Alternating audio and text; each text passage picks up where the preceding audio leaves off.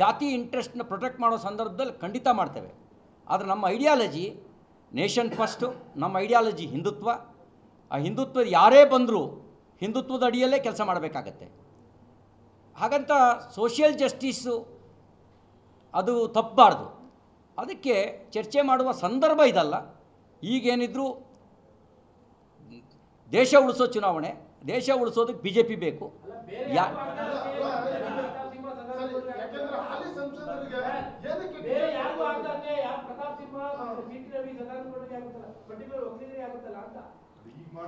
ಈಗ ನಮ್ಮನ್ನು ಬೆಳೆಸಿದ್ದು BJP, ನಮ್ಮನ್ನು ಬೆಳೆಸಿದ್ದು BJP. ಹಾಗೇನಿಲ್ಲ. ನನಗೊಂದು ವಿಶ್ವಾಸ ಇದೆ, ಒಂದು ಅವಕಾಶದ ಬಾಗಿಲು ಬಂದಾದರೆ ಇನ್ನು 10 ಅವಕಾಶದ ಬಾಗಿಲುಗಳು ಓಪನ್ ಆಗ್ತವೆ. ಸಮಯ ಕಾದು ನೋಡಿ. ವೆಯ್ಟ್.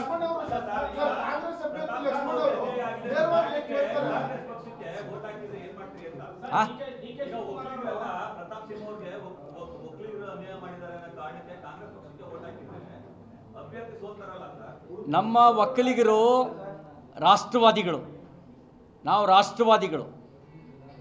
ಅದರಲ್ಲೂ ಪರ್ಟಿಕ್ಯುಲರ್ ಆಗಿ ಈ ಬೆಲ್ಟಿನ ಒಕ್ಕಲಿಗರಿದಾರಲ್ಲ, ನಾವು ರಾಷ್ಟ್ರೀಯ ಹಿತಾಸಕ್ತಿ ಜೊತೆಗೆ ನಿಂತಿರೋದು.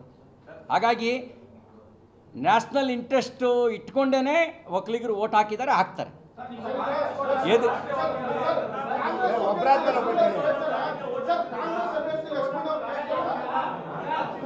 One by one please.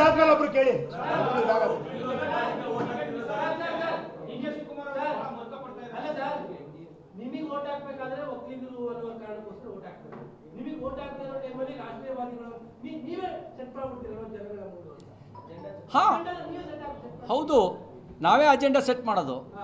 ಯಾಕೆ ಅಂದರೆ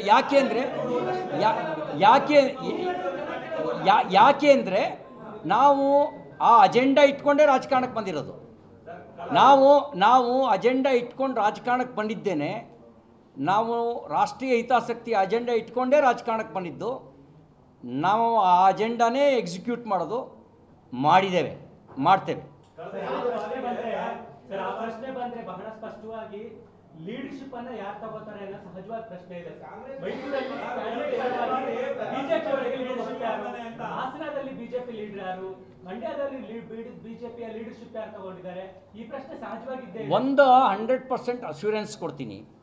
BJPಯ ಯಾವುದೇ ಅಭ್ಯರ್ಥಿ ಗೆದ್ದರೂ ಕೂಡ ತಕ್ಷಣ ಅವ್ರ ಬಾಯಿಂದ ಬರೋ ಮಾತು ಭಾರತ್ ಮಾತಾ ಕಿ ಜೈ. ಆದರೆ ಕಾಂಗ್ರೆಸ್ನಲ್ಲಿ ಆ ಗ್ಯಾರಂಟಿ ಇಲ್ಲ. ಯಾಕೆಂದರೆ ಬೆಳಗಾಂನಲ್ಲಿ ಕಾಂಗ್ರೆಸ್ನ ಬೆಳಗಾಂ ಉತ್ತರದ MLA ಗೆದ್ದ ತಕ್ಷಣ ಕೂಗಿದ್ದು ಪಾಕಿಸ್ತಾನ್ ಜಿಂದಾಬಾದ್. ರಾಜ್ಯಸಭಾ ಸದಸ್ಯ ನಾಸಿರ್ ಹುಸೇನ್ ಗೆದ್ದ ತಕ್ಷಣ ಕೂಗಿದ್ದು ಪಾಕಿಸ್ತಾನ್ ಜಿಂದಾಬಾದ್. ನಮ್ಮ ಪಾರ್ಟಿನಲ್ಲಿ ಯಾರೇ ಗೆದ್ದರೂ ಭಾರತ್ ಮಾತಾ ಕಿ